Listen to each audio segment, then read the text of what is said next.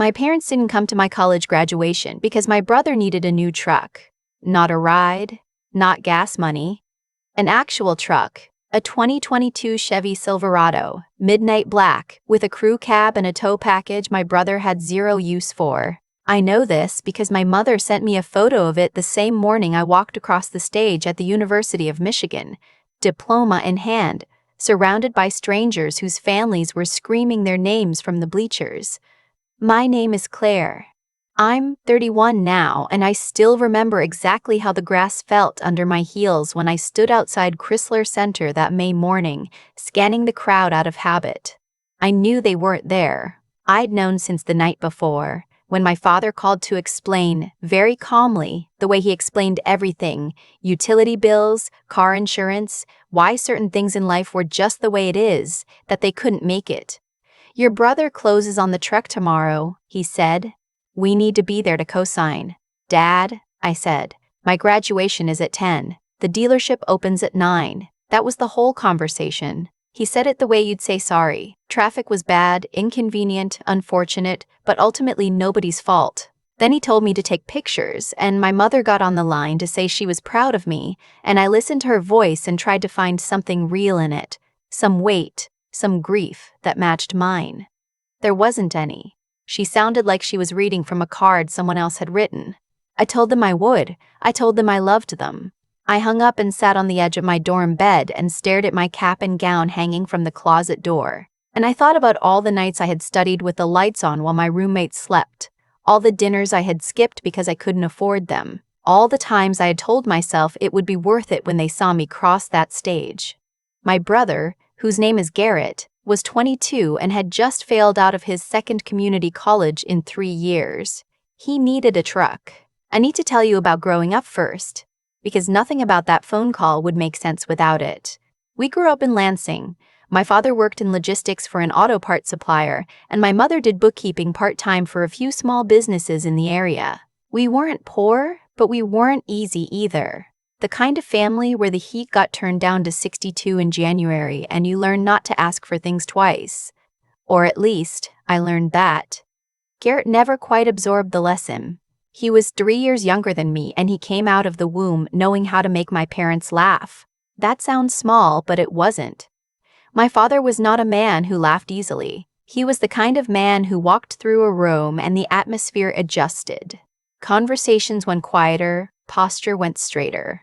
But Garrett could get him going with a single look, a deadpan delivery of something stupid, and suddenly my father's shoulders were shaking and my mother was wiping her eyes and the whole house felt lighter. I used to watch this happen and feel something I couldn't name then but can name now, the specific loneliness of being in a room where you are technically present but functionally invisible. I was not a funny child, I was a serious one. I read books my parents didn't understand and asked questions they found exhausting. My mother once told me, not unkindly, that I had been born 40 years old. She meant it as a compliment. I didn't take it as one. My father's relationship with Garrett operated on a frequency I could never access. They watched football together, worked on the car together, had inside jokes that stretched back to when Garrett was in elementary school. When my father came home from a bad day at work, Garrett was the one who could turn it around.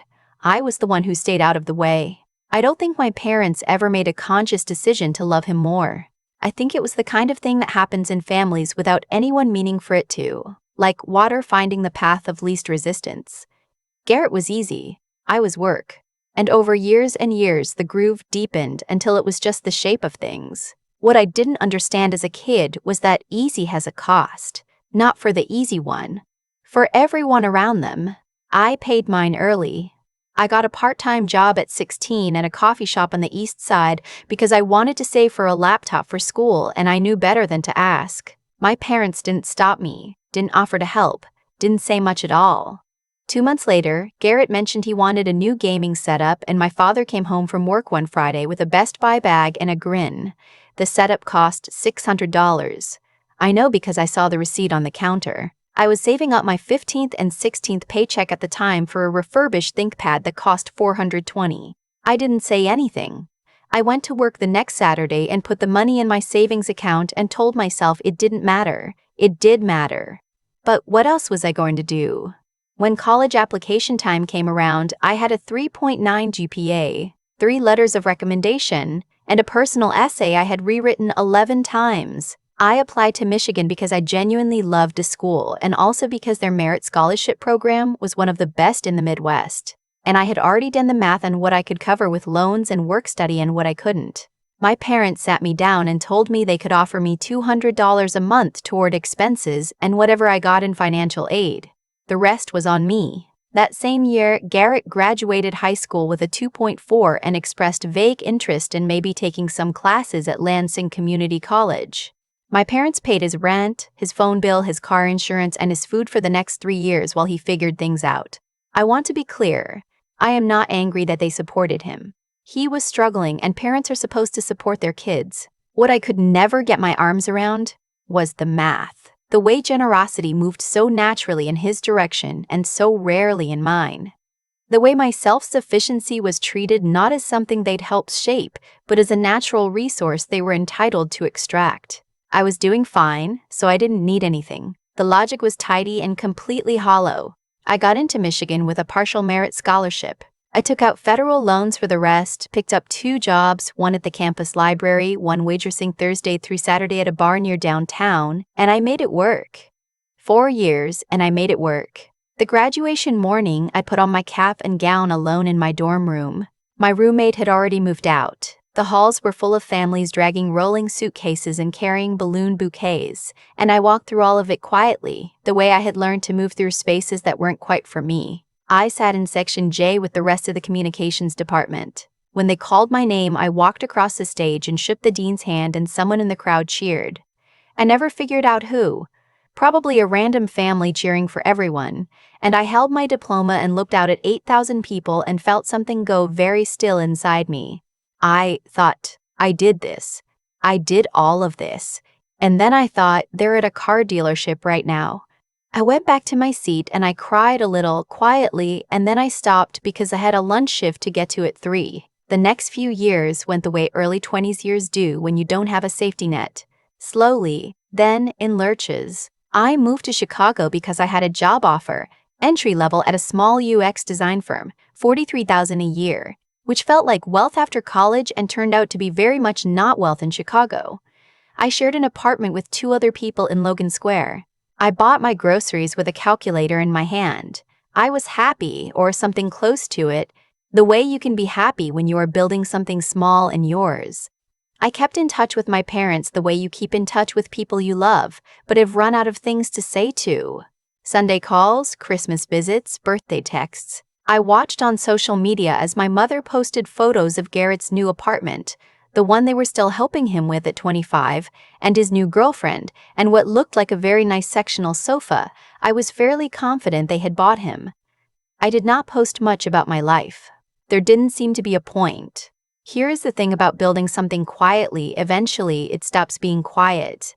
I had been freelancing on the side since my 2nd year in Chicago. UX audits for small businesses, the occasional app project, nothing glamorous. But in 2021, I started working on something I actually cared about. A productivity app designed specifically for people working multiple jobs, something that could track hours across different employers, flag overtime thresholds, auto-generate timesheet exports in the formats different payroll systems needed. It sounds boring when I describe it like that. It wasn't boring to me. It was the tool I had needed at 22 and couldn't find. I worked on it for 14 months. I had a full-time job and I worked on it before work and after work and on weekends and during my lunch breaks.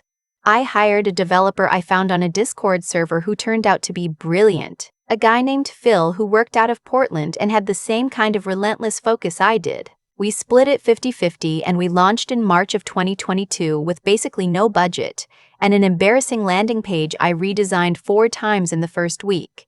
It found its people. Not immediately and not all at once, but steadily.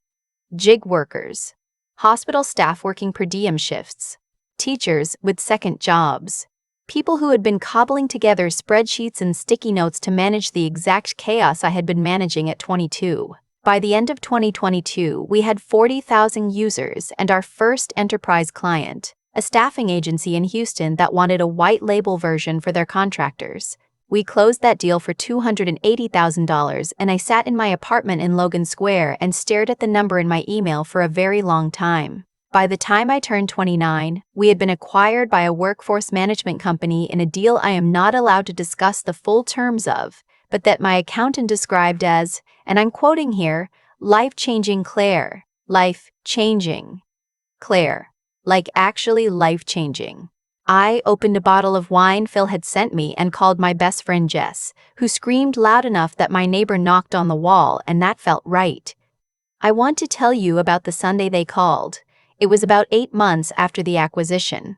I was living in a different apartment by then, not ostentatiously different, I want to be clear, just mine. A 2-bedroom in Wicker Park with a guest room and windows that actually faced the sky. My mother called on a Sunday afternoon, which was normal, but about 10 minutes in she said, "I actually wanted to talk to you about something." Which was less normal, and then she handed the phone to my father, which was not normal at all. My father did not do Sunday calls. My father communicated through my mother the way foreign policy gets conducted through intermediaries. "Hey, Claire Bear," he said. He hadn't called me that since I was maybe 8. I set down my coffee. "Hey, Dad." "So," he said. He cleared his throat. He said, "So again." And then he told me that Garrett was having a hard time, that the girlfriend had moved out and things had gotten difficult, and he had this idea. Garrett had this idea to open a mobile auto detailing business. He had the passion for it, my father said. He'd always been good with cars. He just needed a little bit of capital to get started. Equipment, a van, insurance, website. Maybe $25,000 to do it right. My father's voice had a quality I hadn't heard in it before. Something that cost him something to produce. Not humility exactly. More like the performance of humility from someone who had never needed to practice it. "And you're asking me," I said. "We thought, with everything going well for you, you thought I could float Garrett $25,000. Silence on the line. Then my mother's voice, coming in from somewhere nearby, softer. "We just think he really needs a chance, honey. A chance." I had taken out $42,000 in student loans for my chance. I had worked double shifts on a bar on Thursday nights and slept 5 hours and been at the library desk by 8 Friday morning for my chance. I had built something in the margins of a full-time job for 14 months and eaten a lot of rice and a lot of anxiety for my chance. But sure, Garrett needed a chance. I told them I needed to think about it, which was true in the sense that I needed to put the phone down and take about 6 long breaths and look out my window at the sky for a while. When I called back that evening, I was very calm. I want to be accurate about this. I was not cold. I was not cruel. I did not deliver a speech. I have seen enough of those videos where someone gets a dramatic moment of reckoning, and I have always found them a little unconvincing. Real life is messier and quieter and mostly just sad. I told my father that I was not going to give Garrett $25,000. I told him that I loved Garrett, and I wanted him to be okay, but that I had spent my entire adult life building something without a floor under me, and that I had watched, from a pretty clear vantage point, how resources moved in our family. And I was not in a position to pretend that didn't shape how I was responding to this request. My father was quiet for a long time. "That's not fair," he said finally. "I know it doesn't feel that way," I said. "We did the best we could." "I believe you," I said. And I meant it. That was the complicated part. I did believe it.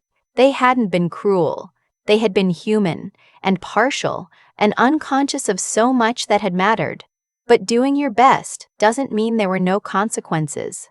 My mother cried a little. My father said they understood in a tone that made clear he didn't. We said goodbye and I hung up and stood in my kitchen and felt something I can only describe as a door closing. Not slamming. Just closing quietly on something I had been carrying for a long time. Here is what I did instead. There is a scholarship now. I started it the year after the acquisition. For first-generation college students in Michigan who are working during their degree. Not students who might work or who want to work, but students who are already holding down jobs while they carry a full course load.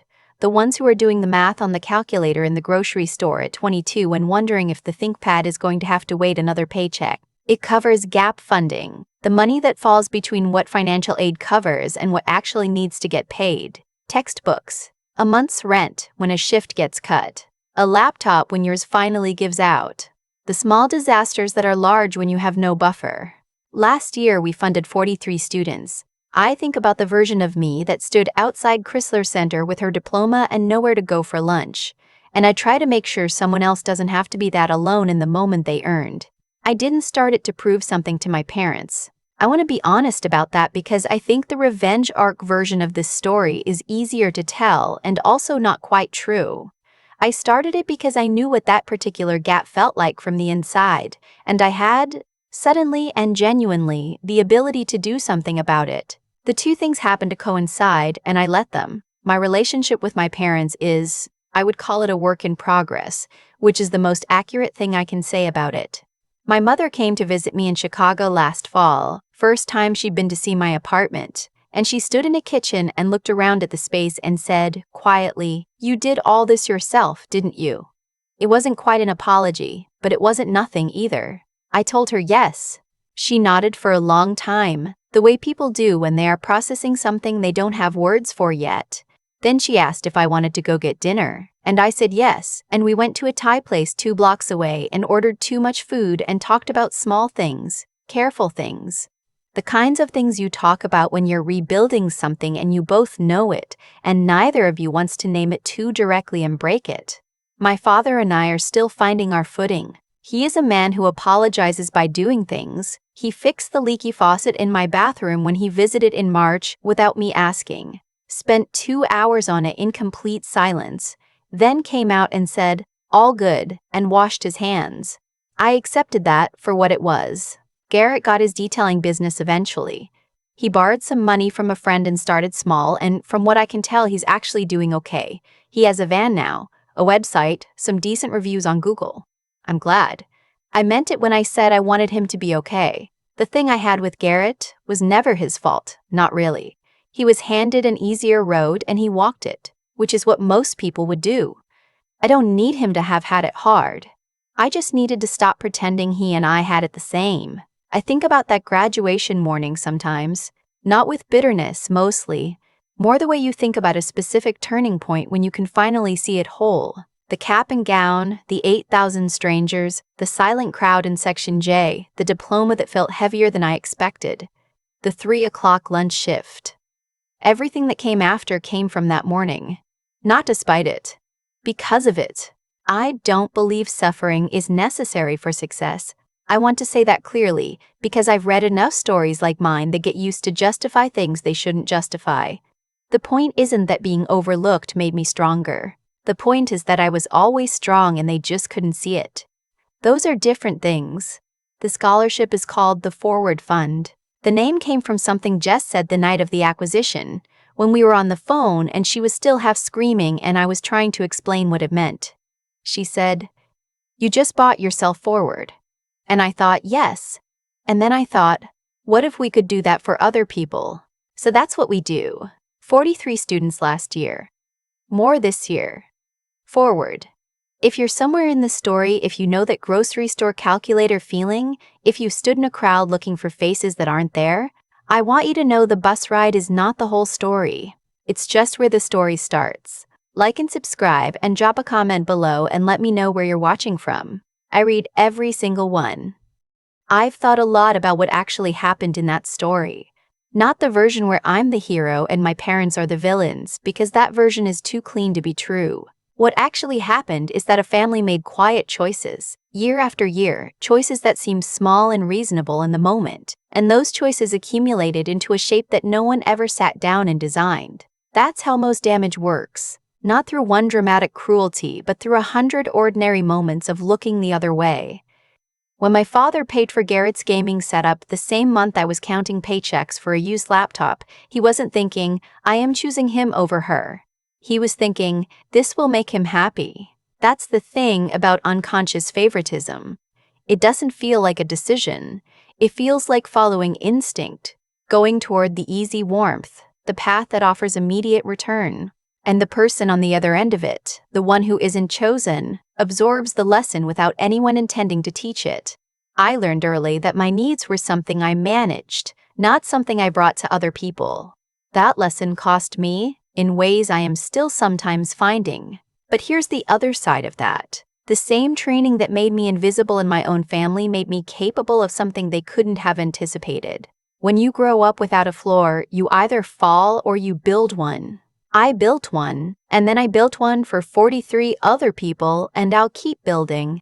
That's not inspiration poster stuff, it's just what happens when necessity becomes habit and habit becomes purpose. You stop waiting for someone to hand you what you need, and you get very, very good at finding it yourself. What I want to say about Garrett is this: he is not the reason I struggled. He is just the person who happened to have something I didn't, through no particular merit of his own and no particular fault of his own either. Resenting him would be like resenting the weather. What I had to do, and what took me longer than it should have, was stop measuring my life against his. Stop using his ease as evidence of my failure. Stop waiting for someone in that house to finally look up and see me clearly. The moment I stopped waiting was the moment things started moving. My father fixing the faucet in silence. My mother standing in my kitchen saying, "You did all this yourself." Those things matter to me, not as validation, which I stopped needing somewhere around the acquisition, but as evidence that people can, slowly and imperfectly, begin to reckon with what they got wrong. That gives me something I didn't expect to want. Not an apology, exactly, but the sense that the story isn't over and doesn't have to end in estrangement. The Forward Fund exists because I know what it feels like to be capable and unsupported, and I decided that was a gap worth closing. That's the whole philosophy. You figure out what you needed that you didn't have, and if you can, you make sure someone else has it. 43 students last year. More this year.